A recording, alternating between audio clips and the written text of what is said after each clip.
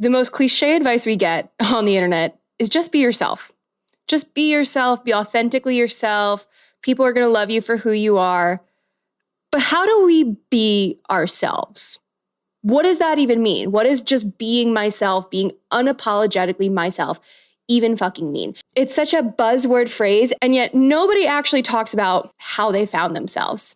Welcome back to Not the Girl Next Door podcast. I'm your host, Meg Reynolds, and today I am diving into how I started being unapologetically myself, my thoughts on the topic, and how you can do it too. Now, if you've listened to this podcast since the start, and even if you haven't, I'll give you a brief history. I started this podcast 3 years ago. The first episode was called The Relationship That Broke Me. And in that episode, I talked all about how I hated myself for a long time and how I realized the reason I had unfulfilling friendships, toxic relationships, and felt like I constantly was unwanted was because I didn't even want myself and I didn't even like myself. And that external validation I kept looking for in other people. So how did I change? Well, to start therapy. But I'm not going to sit here and just talk about every single thing my therapist and I have talked about because that's not helpful. And therapy isn't the only way I've gotten in touch with myself, right? But I think when it comes to the subject of being unapologetically ourselves, there is a lot of nuance around it. And unfortunately, society doesn't leave a lot of nuance for things nowadays, especially in this age of social media. I feel like everything is so black and white, hot and cold. And I feel like there's two current scandals, I guess you could say, that are going on that really show how society leaves no room for nuance anymore. I'm going to start with the Remi Bader one. Now, if you don't know who Remi Bader is, she originally went viral for her realistic try-on hauls, right? Remi Bader was an overweight woman for a long time. Like myself, she's someone who struggled with body image and her weight her entire life. I believe it was last year, she lost a bunch of weight very rapidly. And of course, her followers noticed. And she built a platform on transparency and sharing her struggles and all of these things. However, when it came to this, she said she was no longer going to share her story and went silent. And that is not what I have a problem with, right? Because you have to look at Remi Bader as there's two ways. There's Remi Bader, the person, and Remi Bader, the brand. Now, Remi Bader, the person, of course she wants her privacy. Of course she's entitled to her privacy. However, she is also a brand. And I've been seeing a lot of conversations on both sides of the coin of she's entitled to her privacy. You guys are weird for this. And on the flip side, people are very upset and angry with her for not being truthful about how she lost the weight. I don't care if it was Ozempic. I don't care that it was weight loss surgery. I don't care how she did it. I think what a lot of people have a problem with, and personally, I think is where she went wrong, is yes, you are entitled to your privacy and you don't have to share that side of your story, but she was basically doing false advertising by taking brand deals for supplements and monetizing her weight loss in a way that could have been misleading to her audience. Now, this is where I want to get into the piece of living your truth and being unapologetically yourself. I think social media is a wonderful tool. It is a great way to connect with others. It gives people a voice that wouldn't have otherwise had a voice. However, you still have to use discernment when it comes to the internet. And I think too often people have really weird parasocial relationships with their favorite influencers. At the end of the day, you don't actually know that person. You know what they let you see. You know the side of them that they show on the internet. You do not personally know these influencers. And I think and even myself, I pride myself on being really vulnerable on this podcast and sharing my truth and my story with you guys. But there are absolutely some pieces of my story that I have not shared. And the reasons I haven't shared those pieces is maybe it's not my place to and it affects other people, or simply I don't want to because I don't feel it's the right time to talk about and I don't feel like I'm ready to talk about. And also, I'm on an ever-evolving healing journey. There's probably pieces of my story that I haven't even processed yet. So how am I going to share it with you guys on the internet if I haven't even processed it? And this is where I feel like Remi Bader deserves some grace. It was very clear that, well, yes, I don't think she ever wanted to be a body positive influencer. I don't think she ever wanted to be a champion for that movement. I think she's a woman who was really struggling, found social media, blew up on it and her health continued to deteriorate. That's what I saw. I saw a woman who was you could see in her eyes in her videos that she was dead. You could see it in her eyes. There was no life there. And so I think, while yes, you have to give her grace, I think at the same time, Remi Bader, the brand, has become incredibly unrelatable and incredibly a little tone deaf, I want to say, in certain regards. Because again, a lot of her followers and fans are women who also struggle with their weight, who also struggle with their health. And I think if she truly wanted to monetize that, she missed the mark completely on that. Now, I'm not going to sit here and be her brand advisor. I'm not a PR person. I'm just a girl with a microphone. But the reason I brought this up is because I want to talk about how when it comes to being unapologetically ourselves, social media is a big reason I think so many people are living a lie, right? Because we look at what we're seeing online, we're engaging with content that is harmful for our mental health, and then we're wondering why we're so unhappy.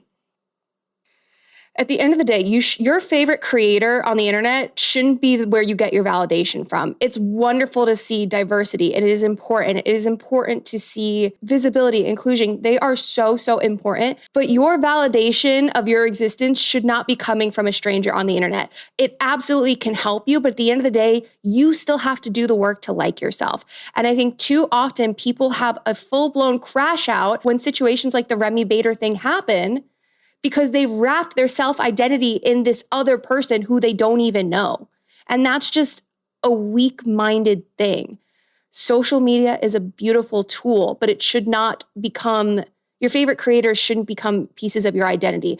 And also, let's be real here. I think this is where the skinny talk conversation needs to come in too, and being unapologetically yourself. Because like I've said on this podcast, I've struggled with my weight and my body dysmorphia and self-love my entire life.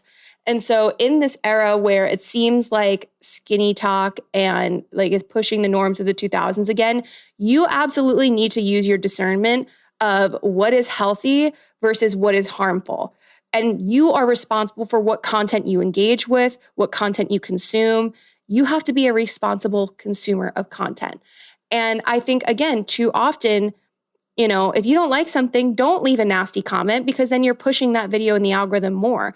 By engaging with content you don't like, you're actually helping it grow, and you're helping these quote unquote harmful ideas flourish because you're pushing them out to people who they may impact. If you don't like a mindset, you can absolutely make your own video rebutting that talking point. Do it. Go make your content. But don't hide behind a keyboard and leave nasty comments, because you're only pushing that content out further. And at the end of the day, you curate your own algorithm. What's on your For You page? It's called the For You page. You're curating that. Even on Instagram Reels, with the algorithm being so different, you still are curating that content. So engage wisely with content. I truly encourage you to do this.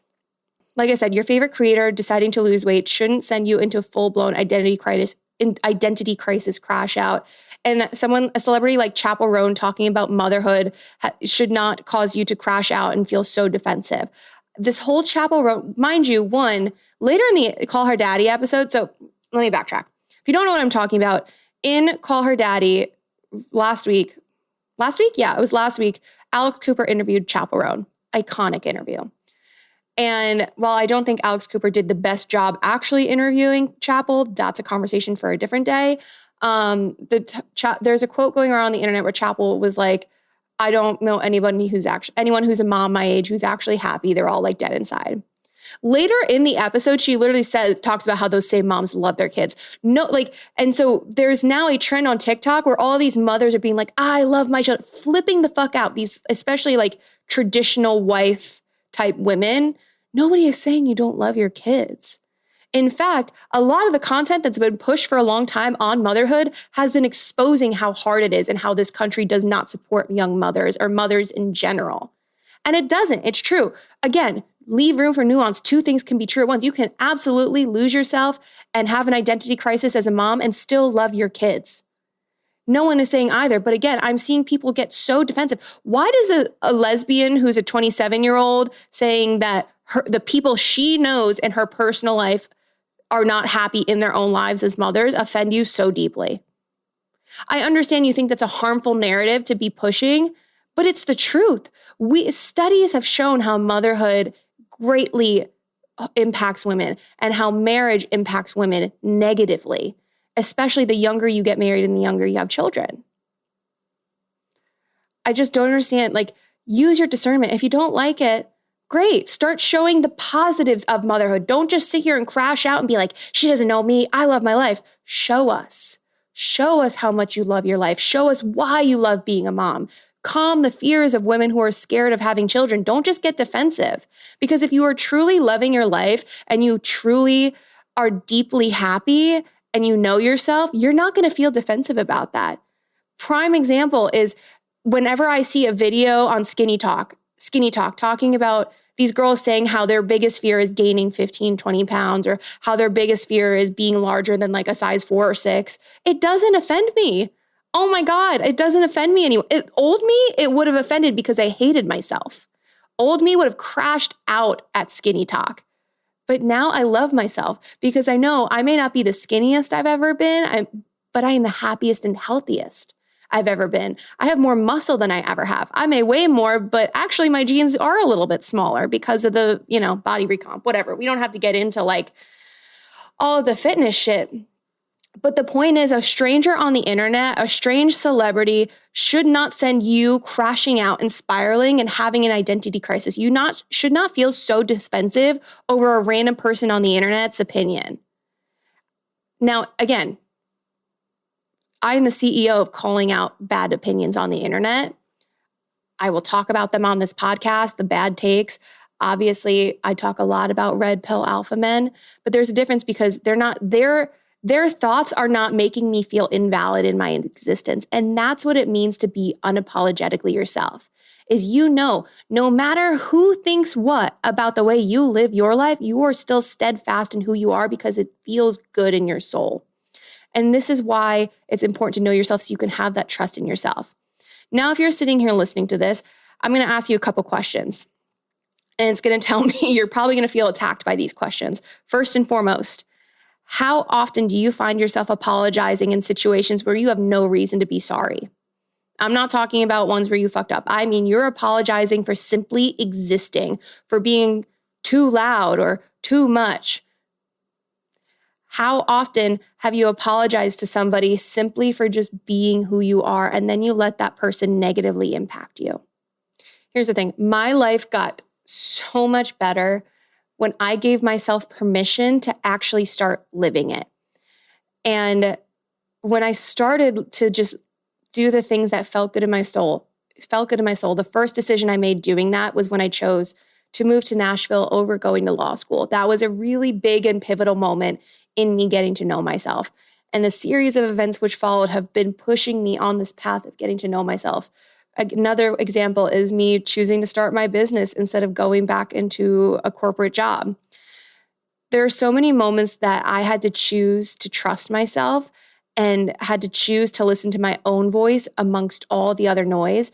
And this is the first step in getting to know yourself, is making sure that your voice is the loudest voice amongst all the noise that's going on. The voice in your head is the loudest one of all the other voices in your head, crazy person, but it's the loudest. And you have to be your own biggest cheerleader. You have to be, even if you think you're being a little delulu, you have to be your biggest delusional, crazy fan, because at the end of the day, nobody is coming to save you. That is the biggest lie that we were sold in our 20s, about our 20s, that these rom-coms and Disney princess movies told us growing up, is that Prince Charming was going to come save us. He's not coming to save us. No one is coming to save us except yourself. And I thank my younger self because without those extreme lows that she went through and pushed through, I would not be the woman I am today. And I wouldn't know myself the way I do. And the next thing I want to say about how I got to know myself is when I like sat down and took a step back in all of those really hard moments in my life. Because here's the thing, they always say that like, what doesn't kill you makes you stronger, Miss Kelly Clarkson. And it's true though, because when we're confronted with adversity, we have two options, right? We can sit and bitch and complain, or we can get off our ass, dust ourselves off, and do the hard thing. And oftentimes the best thing we have to do in our life is the hardest thing to do.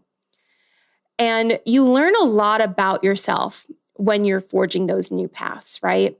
You're challenged by people in your life whose opinion you really trust and whose opinion you really value. You're challenged, maybe financially, spiritually. Your thoughts and beliefs that you've had for years are suddenly called into question. And so what do? You can do the easy thing and cave and just go back to what you've always known, or you can try the unknown, and that's where you'll get to know yourself. At the end of the day, getting to know yourself is all about trust. It's a trust relationship that you have with yourself. Just like any friendship or romantic relationship that you have, it's all built on trust and communication. That's how it should be with yourself. Something that I've done in the last year that's really helped me get to know myself too even more is I started journaling again and writing my internal thoughts down. And I have found that when I write in my journal, it calms my mind and quiets my mind so much. And actually doing that has really helped me in therapy because it's helped me decipher, what's actually worth talking about and what's a 5-minute problem. And the 5-minute problem idea it's really funny because so my college relationship, that is something he actually used to say to me. He used to say to me, it's a 5-minute problem. And that I hated when he said that. It pissed me off to no end when he said that because at the time I felt really invalidated in my feelings. But again, it's because of who I was and who he was. He was we had very different upbringings and I was going through a lot of time. Anyways, when he would say to me things were a 5-minute problem, I would get so frustrated because I was like, how can you say it's not a big deal that it's a 5-minute problem? But it's true because a lot of the things I don't even remember. I can't even think about now. And so this idea that something's a 5-minute problem, is it going to impact you tomorrow? Is it going to impact you next week, next month? Are you going to even remember it next month or in a year? If not, it's probably a 5-minute problem. And this goes into managing your stress. And it's funny because I never thought I would say he was right. I never thought in my life I would say a man was right, but here we are. He was right. A lot of things in life are a 5-minute problem. And that's something that I think of really fondly is this idea of things are a 5-minute problem. And I think it kind of goes along with, Mel Robbins' Let Them theory. I think books, another thing that's really helped me get to know myself is not just journaling, but getting back into reading again. And obviously I don't read self-help books all the time. That gets, exhausting mentally and boring. But the books that have helped me the most are The Defining Decade by Meg Jay, Mel Robbins' The Let Them theory, Attached. That's the first book my therapist told me to read. That really helped. If you haven't read Attached, 10 out of 10, recommend it. There's plenty of self-help books out there, and there's plenty of ideological books. I think reading instead of doom scrolling on TikTok, just taking some of my energy back is something that's helped me get to know myself because reading at the end of the day is also something I really loved doing as a child. And this is another way I think you can figure out who you are and get to know yourself to live unapologetically is look to what you loved doing as a child. What were your hobbies and passions as a kid? I was never a soccer girl. Every other girl in my class growing up played soccer. I never had any interest in soccer. I loved reading and I loved painting. I loved drawing. And in times when I feel really lost and burnt out, I look to what I loved doing as a kid and getting back in touch with those things. And I truly believe getting in touch with my younger self again and doing this work to heal for her has helped me get to know myself because I have, again, a clear path of where I want to go in life. I don't know if that's how the plan's going to turn out, but I'm damn excited to see, what comes along the way. I think the next thing in terms of getting to know yourself is really letting go of expectations and managing your expectations. I think a lot of, especially women, we have, our 5 and 10-year plan, right? When we graduate high school, we're going to go to college and we're going to meet the guy and we're going to get our degree, we're going to get the job. Or for me, and if a lot of other people, it's you move to Manhattan and you get the apartment and, then you move to the suburbs, you get married, you pop out a kid or two, and then before you know it, your life's gone by. And that was my 10-year plan. And nothing in my 10-year plan has come to be, and I am so glad it hasn't. Because I wouldn't know myself. I was living a life that other people wanted me to live instead of living for myself. And that's when I gave myself permission to live the life I wanted, that's when I became the happiest. And so I think when you are looking at what are your dreams in life, you need to ask yourself, whose dream is this? Is this my dream, or is this the dream that I was told I should have? And again, that goes back to getting to know yourself and trusting your voice. And here's the biggest, I think, elephant in the room of this whole conversation. I'm sitting here talking about how I got to know myself and how you can do it too, and, ways to heal. But at the end of the day, the biggest lie of our 20s is that we know ourselves. I still don't know myself at 26, I'm sure. The biggest lie we've been sold is that we know ourselves in our 20s. You don't know shit, and you're not supposed to. Your 20s are supposed to be this beautiful, messy, up and down, grief-filled, heartbreaking time in our lives. We're going through loss. We're going through breakups. We are going through, trying to figure out what we want to do with our lives. We are going through it all. And it's sink or swim time, baby.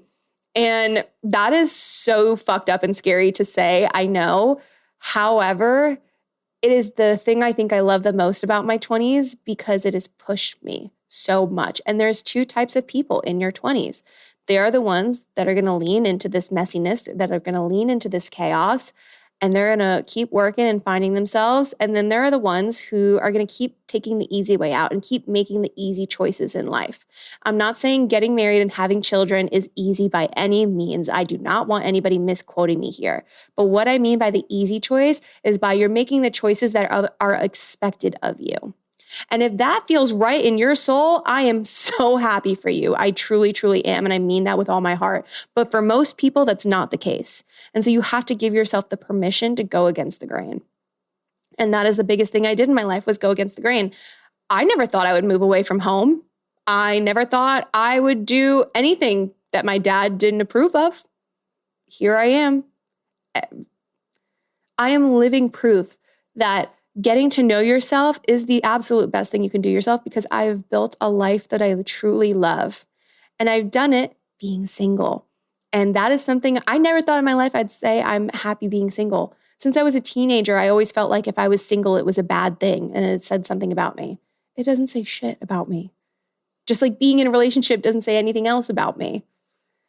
And to the girls who are still not convinced that they should just go for it, imagine if you believed in yourself half as much as you believed in some mediocre man's potential. Imagine if you gave yourself half the love that you gave to somebody who never once reciprocated and fucking didn't deserve it.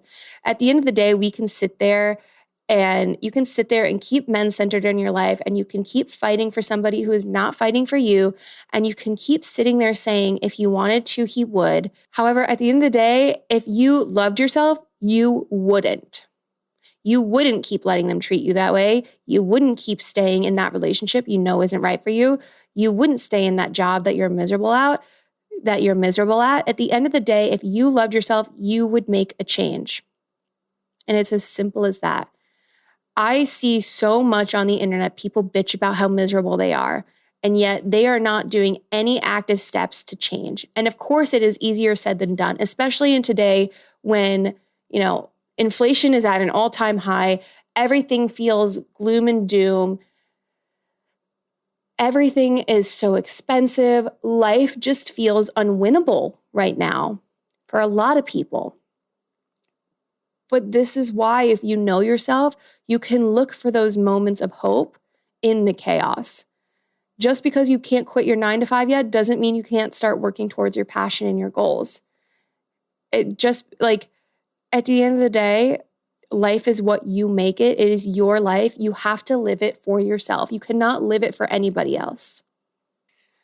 One of the biggest things that has helped me get to know myself and live unapologetically is really reframing my mindset. I, for so long, was stuck in a very negative thought loop, and I let other people's comments and beliefs about me determine my identity and existence. But the thing I realized is you don't get what you deserve in life. You get what you believe you deserve. You get what you believe in. Because here's the thing, when I had these negative self-thoughts of I'm unattractive, I'm not worthy of love, I was putting that energy out there and then looking for things to validate those thoughts. And so when you're doing that and you're so focused on looking for certain things, you're going to walk right past the good. You're going to walk past things that are potentially the best thing to ever happen to you. And I think me starting my business is a great example of that because I wasn't looking to do it at the time. The opportunity presented itself and I fucking jumped on it. And I was sitting there. I remember being this time last year, I was so burnt out. And this time last year is when I think, when I first thought of Nextdoor Creative and that idea first popped into my head. And I kept saying, okay, well, maybe by next year I'll do it. By next year I'll do it. And I was kicking it down the road and I was just like, not yet. The time's not right. I kept saying that. And then I got laid off. And it would have been so easy to lean in and be like, see, it's not the right time. Like, I don't have security. I don't have stability. But I took a chance on myself because I knew in my heart I could do it. And I started putting it out there and I started talking about it. And that's the other thing about getting to know ourselves that is such a powerful tool is talk about what you want. Talk about your dreams. Talk about your desires.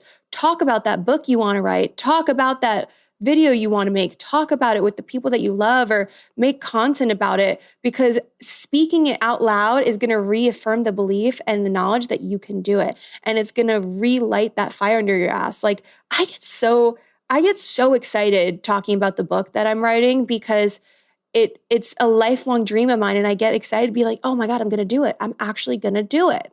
I don't care if it takes another 3 years to complete, I'm going to do it. And so by sitting there, instead of sitting there saying like, I could easily be like, I don't have a publisher. I don't know how to publish. Like I can let all of that keep me down and stop me from doing it. But I know in my heart, this is what I was meant to do. So I'm going to work towards that goal. At the end of the day, I'm still a creative. Even if no one ever reads my book, I wrote it. I'm an author. You don't need other people to validate what you are doing so long as you believe in yourself.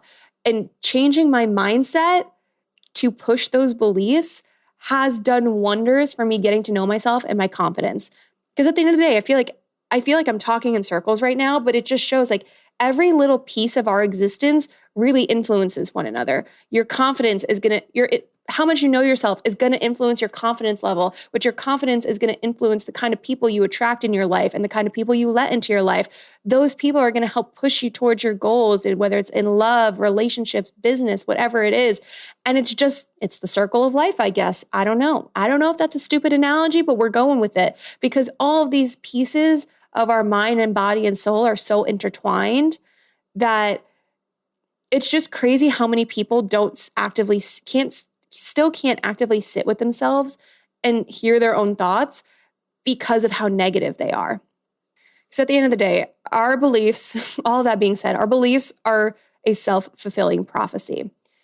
And so if you are not being yourself, you're going to believe the wrong thing about yourself and you're going to keep going down that path. Something else when it comes to being unapologetically yourself, this is another elephant in the room. Living unapologetically doesn't mean being an asshole.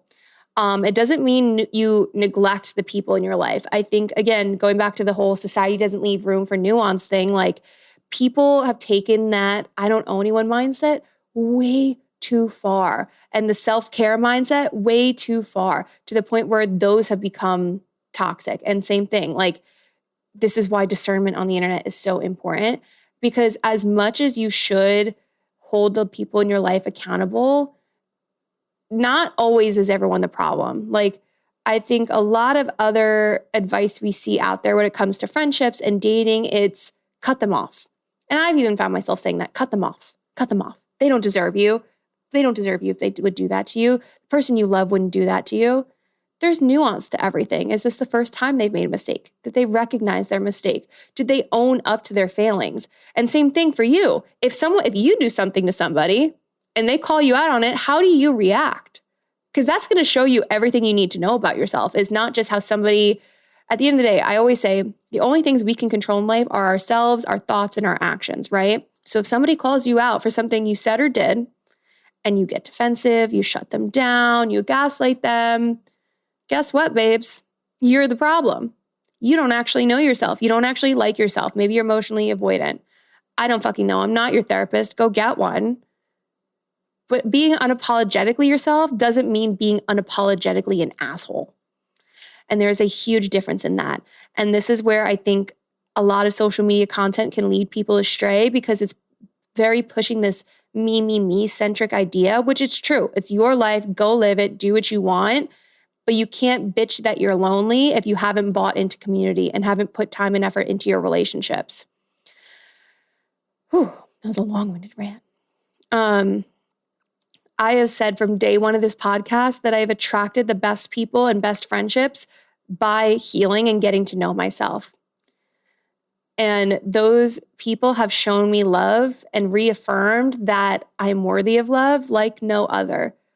And at the end of the day, I now am able to discern who is a friend and who is not. I'm able to discern what's a good opportunity for me and what's not. I listen to my gut now and lean into it when something isn't feeling right. And I explore that. I don't just shut it down. And something else too, when it comes to healing, I want people to know, like, and I think I'm going to do another episode on this, just talking more about my mental health journey. But when it comes to healing, there's 3 stages, right? Year 1 is you're processing everything. And I think, 3 years ago when I started this podcast, that first season was me processing everything. Even into season 2, I was processing all the traumas I was uncovering in therapy. I was processing the things I had never dealt with, the things of my last relationship. And those, I think it was like 1.5 to 2 years, I was in really intensive therapy. It was me processing. Then towards the end of season 2 into season 3 was me adjusting to that new norm and figuring out what I wanted my life to look like and growing out of relationships, growing out of obviously my job with iHeart. I felt so stuck, but I didn't know where to go and look. And then season 3 and season 4, at the year 3, I am living my life that I love because I worked so hard on myself. And I think far too often people think, 6 months of therapy, I'll be good, I'll be healed, I'm ready to rock, like, let's go out to the clubs, whatever. No, healing is not quick. Healing is not linear. Healing is hard work. And when you do it properly, it should take that long, which I know that sucks. And we talked about this on the episode with Haley too, how she was saying that she felt like, what do I need therapy for? I've never experienced real trauma, but she didn't know herself. She'll be the first to tell you she didn't know herself. And I'm so proud of Haley for how far she's come. I tell her this all the time. I'm so proud of the work she's put in on herself to make changes and break those bad patterns and behavior, because it's inspiring me to keep on my healing journey. Because I look at her and I go, I can't, my friends who are turning 30, who have put in the time and effort to be single and learn to love themselves and love their life, they're inspiring me because I'm like, wow, I can't wait to be 30. Because if that's how happy they are, even if they just started their healing journey, imagine where I could be. And that is the thing I will tell you is, don't look at the future with fear. Look at it with excitement. Look at it of, wow, I can't wait to see where I end up. I can't wait to see my hard work pay off. I can't wait to see, what's to come for me. And that's how I look. The future used to scare the living daylights out of me. I used to have anxiety attacks and that existential dread of oh my God, I don't want to grow up. I don't want to get older. 26 is so old. I feel younger than ever because I have an excitement about life again because I'm choosing to live it. Another thing that's helped me get to know myself and live unapologetically is really just being better at taking care of myself, putting the time to do my skincare routine, even if I feel like I'm going to have to rush out the door, making my bed. The little things in our lives really do matter. This is something that's been my phrase for years. And I used to say it to my college ex, is that it's the little things that matter in a relationship. That it's, the forehead kisses, the flowers, the small, thoughtful gifts, the just because I love you things. But I can even take it a step further and say the little things in life really do matter. It's the friend that texts you that you haven't heard from in a while saying, hey, thinking of you, I miss you, love you. Let's, that's kind. It's, the short walks with my dog every day. It's taking the time to read for 15 minutes in the morning or journal for 15 minutes in the morning. It's, making my avocado toast, even on a busy morning, taking that 20 minutes to do it. It doesn't take 20 minutes to make avocado toast. You guys get my point. Romanticizing, people always say romanticize the little things in your life. I don't think you need to sit there and act like it's the greatest thing since sliced bread. but like appreciating those small moments and, just being sentimental about those kinds of things. Like, I think this is why I'm so nostalgic and going through old memories lately, is because I've loved life so much now, and I almost want to reconnect with that younger version of myself who didn't. And I want to look back on those memories and be like, you know what, that actually was good. And I can look back on a lot of things now through a new lens and appreciate them. And everything that I do is for that younger version of myself who felt unworthy, who didn't love herself, who couldn't look in the mirror, who just hated herself. And, I was always told I'm too much, I'm annoying, whatever. And now my friends love how loud I am. They love my dumbass humor. They love how crazy I am. And I feel like I've been able to embrace all those parts of myself that I used to hate because of the work I've put into myself. Getting to know yourself and being unapologetically yourself is a really uncomfortable journey to go on, but it is the absolutely best journey you can go on to get to know yourself. Yeah. That was a lot in this episode. I feel like there's so many, I feel like I could talk about this subject for hours. If there is any questions or advice that you have from this episode, always my DMs are open. Ask away.